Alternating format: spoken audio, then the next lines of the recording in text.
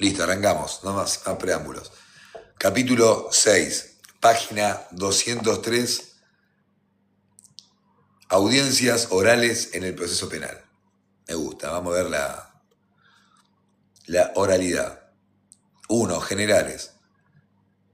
La mayoría de los códigos procesales penales de la Argentina regulan procedimientos esencialmente escritos, que solo por excepción instituyen actos orales. Cuando hablo de oralidad, estoy refiriéndome a una audiencia dirigida por un juez frente al cual concurren las partes para discutir suposiciones o para producir prueba. Ahora más tarde tengo una audiencia del otro día que voy a compartir un extracto. La tengo ahí subida para el borrador. La audiencia oral, por antonomasia, es el juicio oral, instituido en muchos códigos como corolario de un proceso previo, la instrucción, sustancialmente escrito, caracterizado por la existencia de un expediente único en el que se labran actas y se adjuntan presentaciones escritas. Un proceso puramente oral es aquel regido por audiencias en todas sus etapas. Esto es tanto la investigación preparatoria como el juicio mismo. En la Argentina podemos citar como ejemplo de este tipo de procedimientos el Código de la provincia de Chubut, que, aunque con serios defectos, instituye un trámite oralizado en todas sus etapas. Hay que ver también cuándo fue el escrito del libro.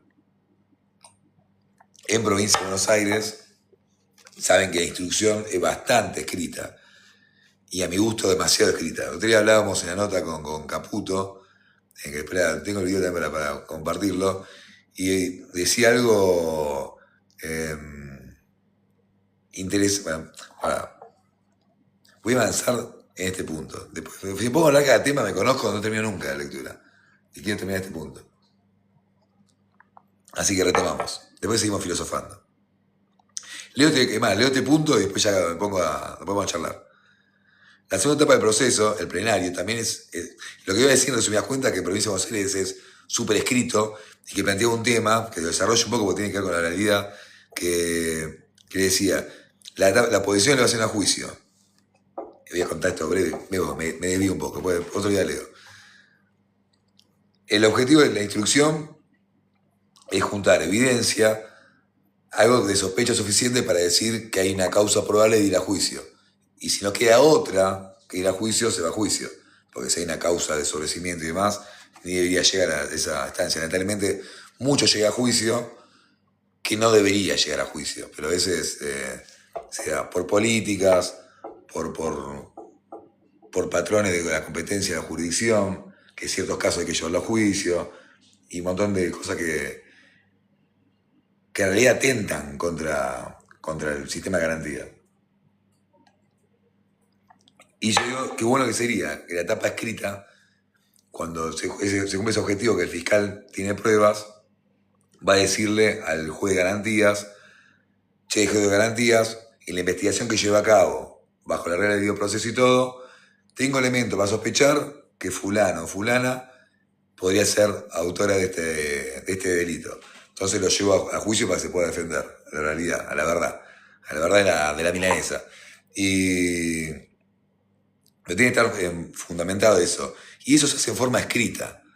Se lo pide por escrito al juez, el juez le dice, che, defensa, acá el fiscal está fundamentando que tiene los elementos para poder llevarte a juicio. ¿Qué opinás? A la defensa. Y nosotros, en forma escrita, escribimos, ponemos un escrito hermoso, pero la lectura de eso es muy subjetivo, no es lo mismo la lectura que poder escribir que hablarlo. Y yo creo que si habría una audiencia oralizada, en vez de que sea escrito, resuelve el juez de garantía y se pueda apelar y todo eso, que se fije una audiencia oral y debatamos si una investigación llevada con objetividad, llevada con un filtro de legalidad, debatámoslo, déjame que la defensa decirte por qué no, pero no porque un no, porque capricho, porque el principio de inocencia, no. El principio de inocencia basado en que tengo estos fundamentos, no se puede comprobar esto, la teoría del caso es la siguiente, y debatámoslo. ¿Por qué en forma escrita tiene que resolverse si una persona pasar la etapa de juicio con lo que eso implica? Porque te ponen fecha para dentro de un año, te suspenden en la etapa, y vos estás con el culo en la mano un montón de tiempo, cuando quizás sos inocente, y no tenés por qué estar esperando tanto tiempo que Eso se permite. Y te ponen en río con todo. Y muchas veces se sacan quilombo de encima y lo llevan a juicio. Y lo que iba es eso. Si sería oralizada esa parte, sería mucho más difícil que la que llegue tanto caudal de juicio. Porque llegan sin elementos. Y llega gente con prisión. Lo peor de todo es que a veces llega gente con en prisión preventiva, no de la casa. Y ahora sumo una publicidad, está en la prisión preventiva esperando, digo, por situaciones que ni tendrían que haber llegado. Eso no quiere decir que cuando llega con elementos. Y más bueno que lo lleva a juicio y si en el juicio pasa el filtro del videoproceso, que condenen. Pero bueno, voy a hacer una cosa. Esto lo voy a cortar en el libro, voy a poder leer de corrido que quiero avanzar en el libro. Pero si no se hace muy largo el video de YouTube. Vamos a repasarlo. Ya no me desvío más, ¿eh? Capítulo 6, audiencias orales en el proceso penal. La segunda etapa del proceso, el plenario, también es esencialmente escrita porque la gran mayoría de sus actos son previos al juicio oral y también se caracterizan por la acumulación de papeles en un expediente. Basta con observar el trabajo de cualquier tribunal oral federal o de la Ciudad de Buenos Aires y se podría advertir que más del 95% del trabajo y las cuestiones que se resuelven tramita por un procedimiento escrito. Esto ocurre con el ofrecimiento de prueba, lo que hablamos recién. Haremos como 20 minutos de la cosa. Esto ocurre con el ofrecimiento de prueba y la división sobre estas. Con los pedidos de libertad, con las autorizaciones de viaje, fijaciones de caución de los pedidos de libertad, con las autorizaciones de viaje, excepciones, incidencia, prescripción, proceso de expedición, juicio a prueba, todo eso se plantea en forma escrita en la mayoría de los formatos de los procesos. Puede ser, hay excepciones, pero por lo menos en Buenos Aires es muy escrito todo eso. Muy aburrido ese así. No es un procedimiento de audiencias, sino de presentación de papeles y dictado de resoluciones plasmadas en papeles. Solo una pequeña porción del trámite ante el tribunal oral se produce una audiencia y es el caso del juicio propiamente dicho. El expediente es la ciencia del proceso escrito. La audiencia es la esencia del proceso oral. Un procedimiento que depende de su plasmación en un expediente siempre tenderá a privilegiar el trámite escrito, mientras que un procedimiento que depende de la fijación obligatoria y procesiva de audiencias para resolver cualquier petición o para el avance del proceso en cualquiera de sus etapas o actos, por más mínimo que sean, tendrían siempre que privilegiar el proceso oral.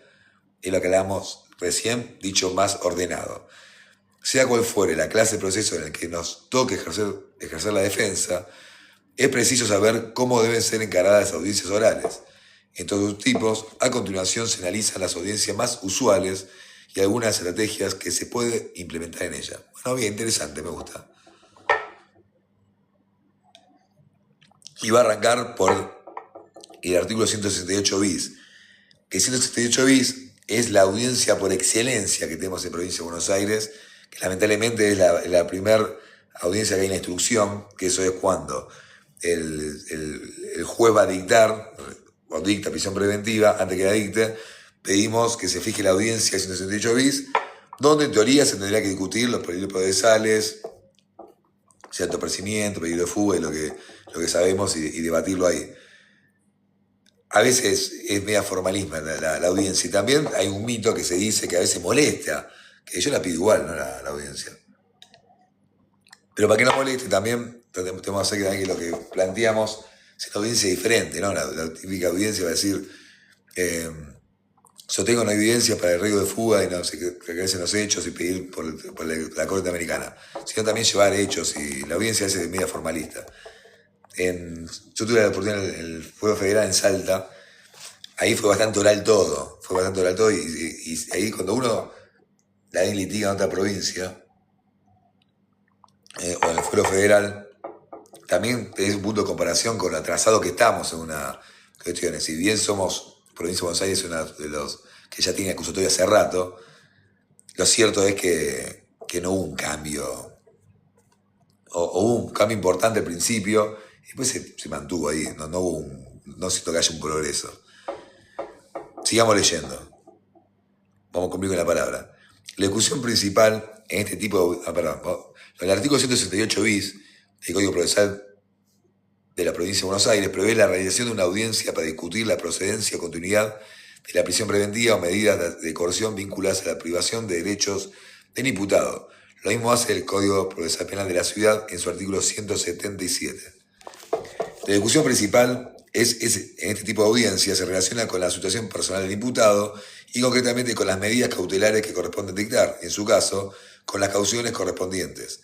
En suma, y está bueno también pedir una audiencia donde vos sabés que van a ir, que no tienen ningún riesgo de fuga acreditado ni nada, pero te ponen el titulito de la perspectiva o la pena en expectativa, la pena en expectativa, y con esa frase en el aire pretenden sostener una prisión preventiva, con lo que significa eso. Entonces, debería ser recontroralizado todo ese punto. Y yo decía, cuando tenés ese tipo de audiencia, que vos sabés que hay una pena de expectativa, está bueno pedir la oralidad porque exigirle también de que más allá el fundamento aparente que van a usar, exigir cuál es el fundamento objetivo real de que está diciendo de por qué hay un riesgo, sacando la pena expectativa porque es subjetiva eso, porque la pena expectativa es algo que lo dice una escala penal, pero no, digamos, que todavía no avanzó a ninguna etapa de que ese principio de inocencia esté sobrepasado. Y no puede ser que con eso solo, este sí está sobre Rosero, lo justifican, otra cosa que hablamos hoy, y vuelvo a la lectura en un ratito. Se justifica muchas veces en fallos, eso lo hablábamos hoy cuando pasó en el juicio de Vargas, cuando el fiscal, en el alegato final,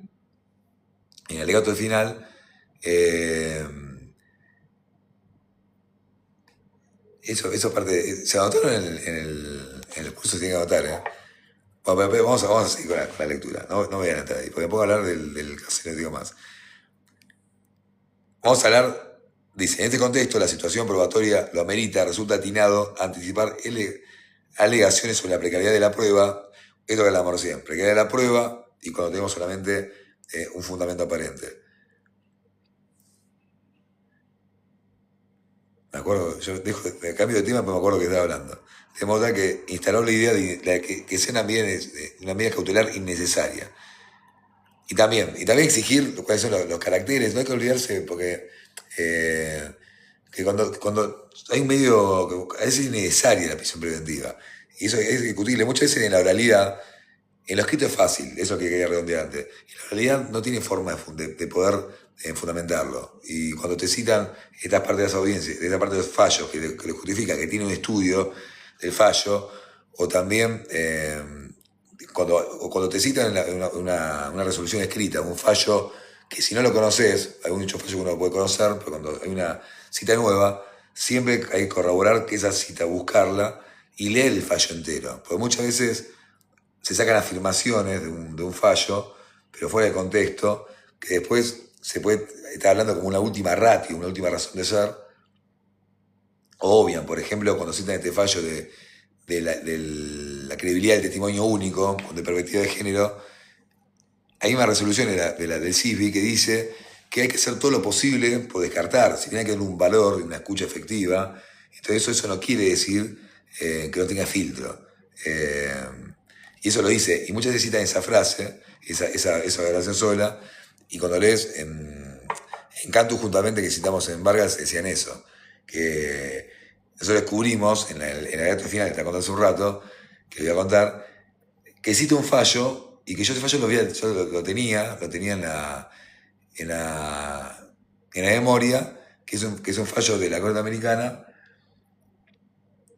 que siempre yo había escuchado una parte de diplomatura que esa siempre era como una última ratio. Eso quiere decir que una parte del fallo habla de la importancia del testimonio único y la imposibilidad que hay en ciertos delitos de conseguir una prueba que respalde, entonces pero que debe ser valorada con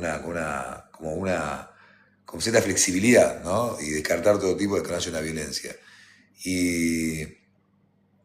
Pero obvia en la parte justamente de hacer todo probable y también de que esa regla que puso la Corte Americana tiene que ver con una interpretación propia que hace en el fallo a ese nivel, que cuando llega una decisión que ya pasó por los filtros de un juicio de la siguiente escala puede tener de apelaciones y llega al nivel máximo, ahí ellos se pueden dar esa regla como sin conocer el hecho, el juicio en sí, sino como que cuando llega a esa instancia, no así lo dice no me acuerdo si el apartado 92, no considera cuál era el número apartado, que no así para los juicios internos. De interno se refiere a instancias nacionales, que esa interpretación la pueden hacer ellos en instancia que está, y eso no lo citan. Y eso la recomendación de cualidad en síntesis es leer los fallos que nos conocemos. Si hay un fallo que lo está citando como novedoso o algo y no tenemos una lectura integral, vayamos a leerla y después continuemos con la fundamentación. Porque también está bueno alegar en la parte final. Uno puede tener, uno cuando llega al alegato final ya tiene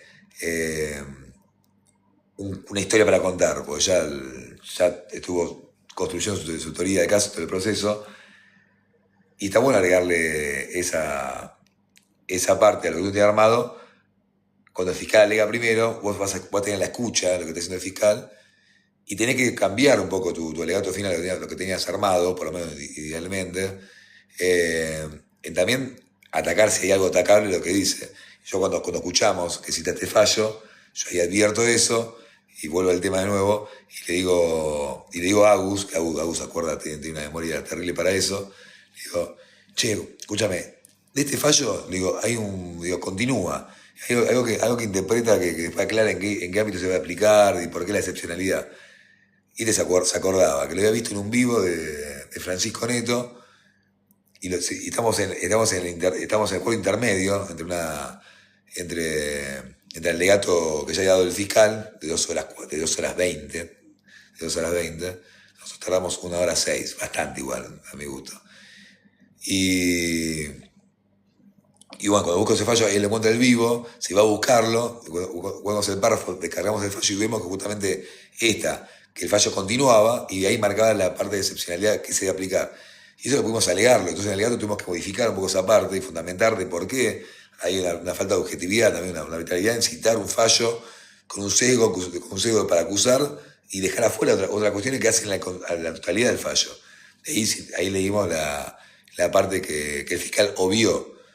Y creo que eso también marca, ¿no?, un carácter en la defensa. Es decir, no va a pasar cualquier cita como si nada. Digo, acá hay un filtro de legalidad que tiene que pasar. Y por eso lo podemos conocer, y si no lo conocemos, hay que leerlo.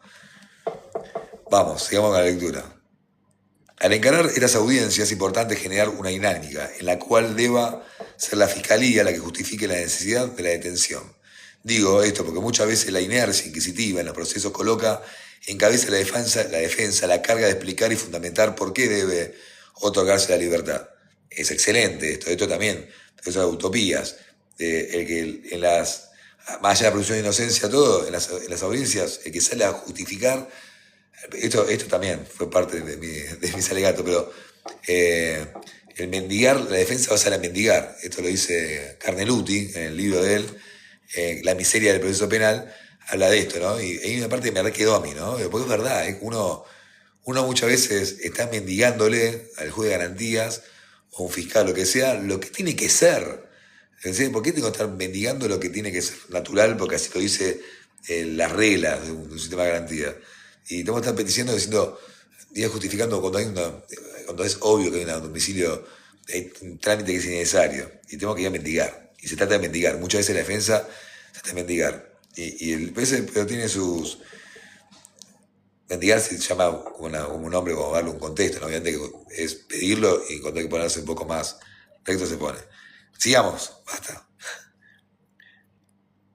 Existe cierta propensión de los jueces de pedir explicaciones a la defensa en lugar de requerirlas a la acusación.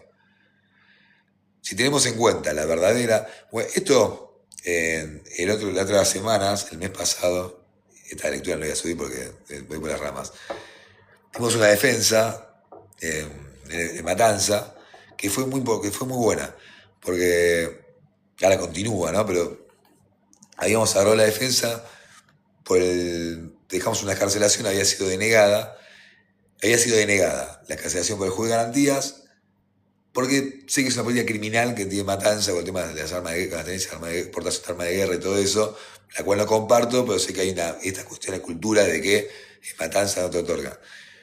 Entonces, en vez de apelar, de salir corriendo a apelar, en la segunda curso de apelación, digo, pará, no estoy de acuerdo con la opinión, pero en este punto que dice, podemos hacer un esfuerzo más sin que caigamos en la parte probativa de nosotros, de aportarlo. Entonces aporté unos testigos, aporté unas pruebas, primero, a lo cual requirió entender que tenía que esperar unos días más, 3 o 4 días más, pero hacer el pedido de efectivo. Y así fue, aportamos testigos, hemos citado a la misma testigo de un acta de procedimiento. Esto es una pelea, o llamo una forma entre vecinos de larga data, y mi asistido justo había estado en un lugar por una cuestión de un tema con su pareja, estuvo durmiendo fuera de la casa unos días, en la casa de este tío, que se llama como tío en el barrio, y este es un tipo bastante conflictivo, y tenía conflicto con una vecina, están cruzados de denuncias, y mi asistido tenía un arma, una tenencia ilegal, y lo acusaban de que había tenido unos tiros al aire, que no, cosa que no fue cierto. El acta de procedimiento, sin mucha formalidad que digamos, lo llevaron detenido. Conteniendo los papeles del arma en cuestión y todo, ¿no? De la tenencia, estoy hablando de la tenencia. Y la tenencia, dogmáticamente hablando, entendiéndola, no es la tenencia, digamos, automática de piedra.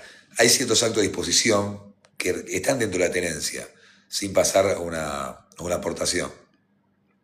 Por ejemplo, actos de traslados mínimos de un lugar al otro, porque si no, si quedamos en la estricta legalidad, sería bueno que ya el traslado ya es una aportación. Entonces, bueno, es una cuestión ahí. Y aporté a los testigos, y cuando escucho el acta de procedimiento, que la testigo que es la testigo que pasan la denunciante, cuando hace el acta de procedimiento, primero veo que los testigos que tienen que tener el acta de detención, tienen que estar brindados por los testigos que puedan dar de cómo llevó todo, de legalidad, que se dé el acta y todos los derechos hay que exigirlo eso, no caer en la costumbre que no se haga.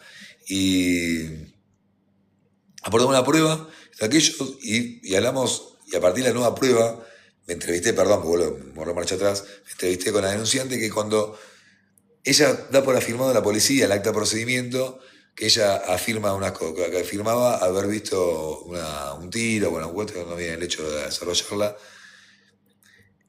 Y a mí cuando me contaban la situación, la teoría de caso de mi cliente, no me cerraba para nada, digo, acá digo que no está bien. Y me pongo en contacto, porque no está mal, gente, ponerse en contacto con los testigos, siempre y cuando no sea para ni amenazar o influirlos, sino para entrevistarte, porque nosotros somos investigadores. El litigar es también de investigar. Cuando pido la charla, me entrevisto, y digo, escucha, yo soy el defensor como tal, digo, ¿me puedes contar qué vivió ese día? Me digo, ¿cómo fue la situación? Sin aportar la información de lo que yo creo que estaba. Y cuando me cuento la situación, había situaciones de hecho, que no coincidían para nada con el acto de procedimiento. Entonces ahí, digo, pará, vos, ahora te escucho yo a vos. Me decís que esto no pasó. ¿Vos viste que pasó esto? Pues da tu firma acá. No sé, vos dice, no, yo digo, yo no pasó eso, como que no fue así lo que yo declaré. Entonces, cito al testigo principal de la acusación y cito 2 testigos más que trajimos ahí de donde fue el lugar del conflicto. Y quedó bastante manifiesto que no había una sospecha de probabilidad muy baja, porque se acreditaban que él fue que portó el arma y demás cuestiones, que era una prueba de esencial evidente. Y dijo que no volvía a pedir la excarcelación. Y se revela la situación, aproveché las audiencias que tuve para también plantearlo y decir, che, mirá, no hace falta caer en la burocracia de que te da pila de excarcelación. Acá la acusación se había agarrado de esto y esto, como posible, ya estamos hablando solamente para una prisión preventiva, no estamos hablando para un sobrecimiento ahora. Seguí investigando, pero déjame dejarlo libre.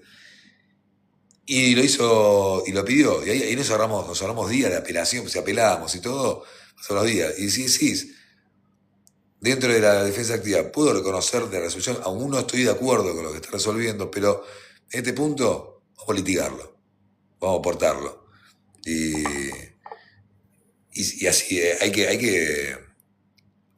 hay que saber porque uno piensa que está mal. Contactar al testigo está permitido.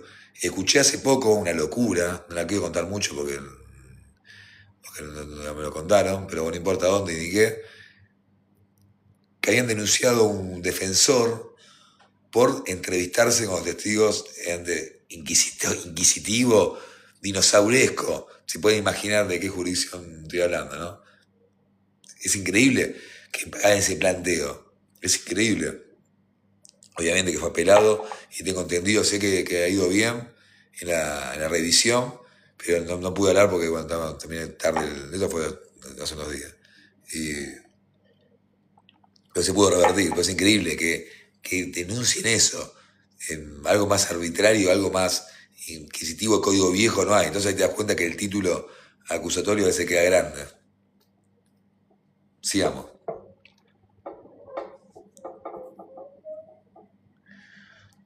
Al encarar estas audiencias, voy a cambiar porque está muy doblado, dicho. Voy a cambiar de sector, voy afuera. Está medio fresco, pero está bien acá. Ya sigo, ya sigo. Este video lo voy a recontraeditar. Voy a sacar toda la parte de la charla y la lectura solamente, porque no quiero desperdiciar el tiempo.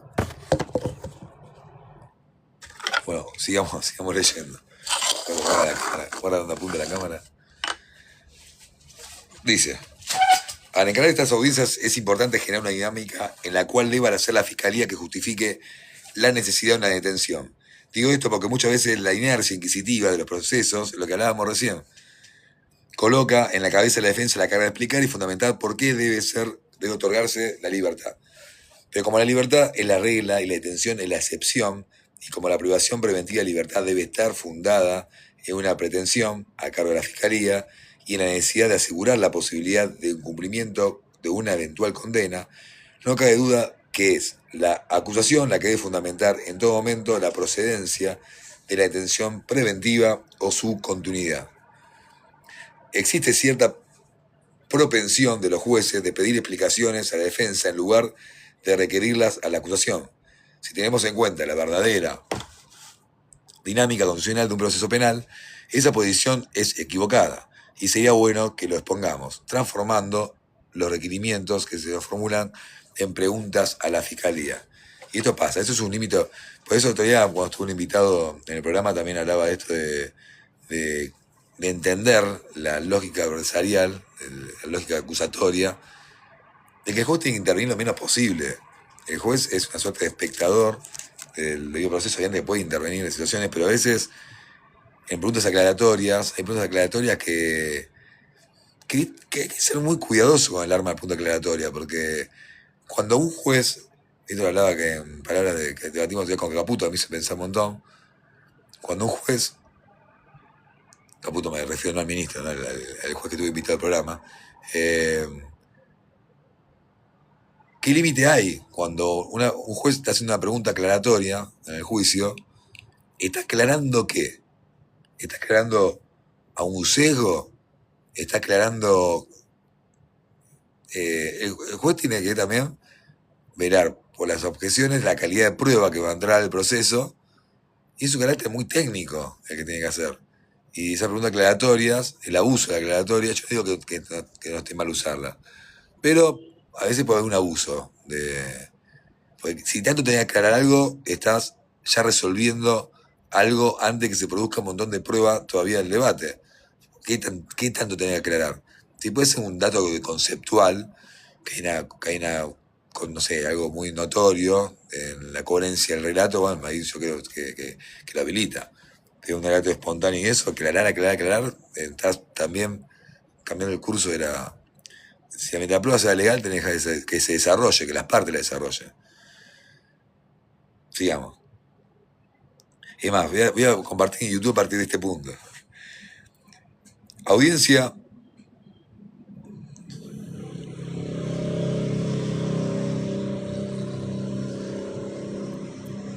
Está leyendo. La misma tesitura deberíamos adoptar cuando concurrimos a una audiencia de apelación deducida por la acusadora. También suele ser usual que se nos formule preguntas de defensores sobre qué habría que confirmar un archivo, un sobrecimiento en lugar de requerir acusación, de qué motivos recursó. Ahora sí, punto 3. Y acá vamos a arrancar. Ofrecimiento de prueba, escritos y audiencias. En el taller, vamos a dar ahora en junio, que tengo que poner las pilas, mañana voy a ver si me incomodo por un montón de consultas, todo, y algunas me quedan colgadas. Comparto yo creo que la posición del juicio que hicimos con Vargas estuvo muy buena, muy buena, porque en realidad también fue la base de la defensa del juicio después. El cuestionamiento que hicimos a la prueba en todo, y como ahí hicimos un laburo que estuvo bueno, comparar, buscar estadísticas también de sentencias y comparar lo que quiere decir la perspectiva de género aplicada con debido proceso. Y por un límite en validar las dos entidades, pero con los límites que tiene que tener. Y creo que estuvo bueno, que quizás lo pudo exponer un poco más en el juicio, pero para mí era... Me acuerdo que se lo mandé. Hay muchos abogados que son reacios a mandarle los escritos a los clientes. Hay gente que lo piden o que se da, ¿viste? Yo no tengo drama de compartirlo. Y me acuerdo que Johnny me lo. Doctor, ¿me podría pasarlo? Aparte, imagínate que también en el encierro, y más cuando estás comiendo un garrón, digo, está bueno tener una participación activa en tu defensa, porque es tu vida también, y también que hay detalles que daba Videl. Y me acuerdo que se lo mando, cuando voy a visitarlo un día, a visitarlo, a ver algo de la causa, a charlar, a entrevistarlo, le llevo la pieza que fue a los 2 días que habían presentado. Y me llama a los días, me dice, digo, che, doctor, me dice, está muy bueno, ¿eh? Leía, digo, está muy bueno lo que hizo, ¿no? Me gustó, se lo imprimí y se lo di, hay un policía que creo que era docente, algo así, y me lo pidió, se lo puedo dar, y dice, obvio, digo, dáselo, digo, obvio. Y está bien, no prosperó porque llegamos a juicio igual. Lamentablemente, a ese que necesitan, sea esa instancia, aunque haya una persona encerrada, pero bueno, y fue la base de lo que fue el juicio después. Y eso lo comparto, en la intermedia, cuando estamos en el taller, lo mando. Bueno, sigamos. El ofrecimiento de prueba para el juicio oral está regulado en los artículos 354 y 355 concordante del Código Procesal Penal de la Nación, 338 y concordante de Provincia de Buenos Aires, como muy buen tino, una audiencia oral para discutir la procedencia de las pruebas. Ahí sí, ya en esta etapa, ya en Provincia de Buenos Aires tenemos la audiencia del 338. Que es la audiencia del 338, tenemos, si yo cuento mira, cómo fue la evolución de primera audiencia del 338 a las últimas, es abismal, ¿no? También la diferencia que hay. Porque también la cultura del trámite, la cultura inquisitorial que hay en el acusatorio actualmente, por lo menos en provincia, hace que se pierda esa parte. Y uno, o que caiga en ese automaticismo también, y que la audiencia pasa a ser una formalidad. Teoría del caso, no, que no se discute teoría del caso, sino que como que se ya hace un acuerdo simbólico de la audiencia y se pasa a resolver.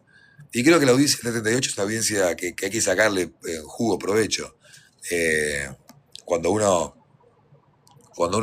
tiene un fundamento para prueba que no ingrese, porque litigarlo bien, qué prueba va a ingresar, si está en condiciones, si tiene utilidad y relevancia, debatirlo. Porque también en la audiencia de prueba hasta se puede llegar a salir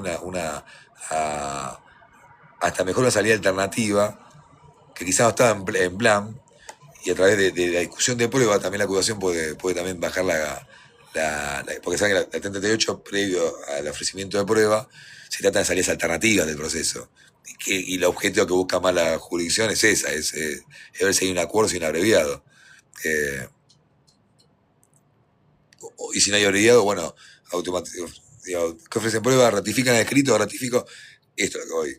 Una audiencia de prueba no tiene que caer, no tenemos que caer nosotros tampoco, porque les cuento como en la práctica esta audiencia. la fiscalía suele ofrecer por un escrito, aunque se fije la audiencia del 78, un ofrecimiento de prueba. Y la defensa deja su ofrecimiento de prueba y se opone a una prueba del Ministerio Fiscal, y después en la audiencia que se fija, uno tiene que, y hay una resolución también en Provincia de Buenos Aires de que amplía ese derecho de que las audiencias se hagan, y cuál es el objetivo también de buscar esa alternativa para depurar un poco el ingreso de juicios. Y en la audiencia cuando arranca, el fiscal dice, bueno, me ratifico a lo manifestado y el ofrecimiento de prueba, fojas tanto, de fecha tanto, y solo se haga lugar al pedido por la fiscalía. La defensa que vengo a ratificar las oposiciones que el escrito foja tanto y el ofrecimiento de prueba foja tanto, en su totalidad, vas a resolver. Y si hay una posición que sea... Y eso no es la audiencia, eso es caer en la cultura del trámite que hablamos con Binder. Bueno, hay una nota, hicimos una nota que se va a publicar estos días, ya falta poquito. Estuvo genial, ya lo van a ver. Y caemos en eso. Y no, ahí la audiencia, cuando vos vas, es más, cuando vos vas preparado a la audiencia 78, se nota también con qué fiscal. La última audiencia que tuvimos ahora en juicio por jurados, en San Isidro, estuvo buena la audiencia. Lo único que al último asumió un fiscal nuevo, venían 2 fiscales, pero bueno, para repente me acostumbré ya a eso, teníamos 3 fiscales enfrente. Imagínate que ya uno se acostumbra. Y hubo acuerdos probatorios, que uno dice, ¿acuerdos probatorios? ¿Acuerdos probatorios? Sí, a ver, uno también puede tener acuerdos probatorios con la fiscalía. Y eso justamente es parte del bioproceso. Con un acuerdo probatorio se tiene que ser para beneficiar a la parte más débil que la defensa, que tiene el principio de inocencia. Y ya se ponía a hablar y no terminaba. Sigamos. De todos modos, en los 3 códigos de ofrecimiento de prueba se lleva a cabo mediante una presentación escrita, justo la que acabo de explicar, en la que se detalla la prueba y se explica las razones del ofrecimiento. Este escrito integra el elemento de lo más importante del proceso penal. La prueba que no se ofrece allí difícilmente podrá ser introducida con posterioridad. Al comienzo de este libro se hizo referencia a la situación de desigualdad que existe entre el fiscal y el imputado, que hace que el primero pueda utilizar su poder de imperio para producir prácticamente toda la prueba que quiera, mientras que el imputado se encuentra sujeto a la benevolencia de la fiscalía para producir medidas a su favor. Esto es verdad también. Esa desigualdad es justificada teóricamente por los cultores de los falsos códigos acusatorios, picante, me gusta, afirmando que al momento del juicio la defensa tendrá la posibilidad de refutar la posición de la fiscalía, ofreciendo toda la prueba que considere pertinente. Esta creencia es manifiestamente falsa, por lo pronto, por una razón temporal. El fiscal produce la prueba con total libertad, en el mejor momento para colectarla, que es precisamente al comienzo de la investigación, cuando existe proximidad temporal con el hecho que se pretende dilucidar. Esa ventaja no se suple ni se compensa años después en los hechos, prueba de descargo. Además, esa desigualdad fijar las prioridades, condicionar las decisiones ulteriores. Ese acondicionamiento alcanza también a la labor de la defensa y basta con observar el contenido de los escritos de ofrecimiento de prueba y las discusiones que se ventilan en las audiencias de prueba para comprobarlo. Eso tiene que ver justamente con eso, que son audiencias de muy baja calidad. La actividad de la defensa, en esta oportunidad procesal, se limita a pedir la incorporación de alguna prueba favorable entre todas las recolectadas por la Fiscalía, requerir algún oficio, tal vez alguna pericia dirigida a relativizar alguna creencia ya marcada a fuego del expediente, y la consabida lista de testigos que en general son los mismos que ya declararon o personas que tienen alguna relación con los actos producidos por la Fiscalía durante la instrucción. Por ejemplo, testigos que firmaron un acta de secuestro, los funcionarios que respondieron un oficio, personas nombradas por otros testigos. Se trata, en definitiva, de una tarea condicionada por la labor previa del fiscal. Esta es una de las tantas imposibilidades de hacer una igualdad de armas plena, ¿no? Es como que hay una naturaleza de entender y que la defensa tiene un derecho menor, pareciera, ¿no? en los trámites. Se trata, en definitiva, de una tarea condicionada por la labor previa fiscal. No cabe duda de que hay que llevar a cabo esa tarea, porque a la defensa le basta con relativizar la versión de cargo para ganar la partida, pero muchas veces con ello no basta. Ya se dijo. Así como la Fiscalía libre oficios, pide allanamientos, cita compulsivamente testigos, ordena pericias, esto es tremendo. Y las cosas que a veces hacen con menores de edad, he visto también que fija una audiencia, en la segunda audiencia se le venció, se pasó el plazo y después quedó una cámara Gesell. Hay unas prolijidades que cuando lo hace la Fiscalía, la acusación, bueno, es parte de la gestión de la ley de víctimas, lo controlan. Cuando lo hace, si la defensa quiere reiterar hechos o lo que sea, olvídate que esa podemos hacer una protesta o hacerlo rever por el fiscal de cámara más adelante, pero ahí, en la instrucción, la defensa no, si es negar una prueba, se puede hacer una queja que sea, pero tiene que esperar a la edición de cámara, la fiscalía de cámara.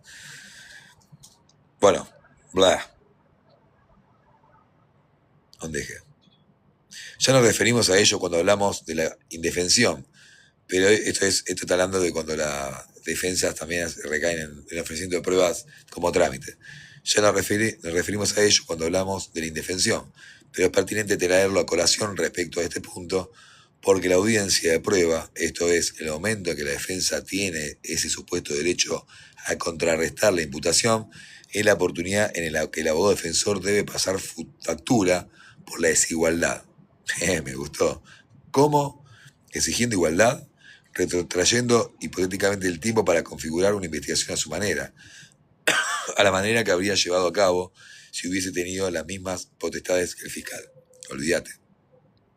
En el alegato final, yo puse, mire, hay una parte muy importante de esto, que se lo cuento rápido y corto. Cuando estábamos en el juicio, yo tenía una nulidad para plantear como previa y especial. Perdón. Voy a buscar agua. Tengo la garganta sequísima.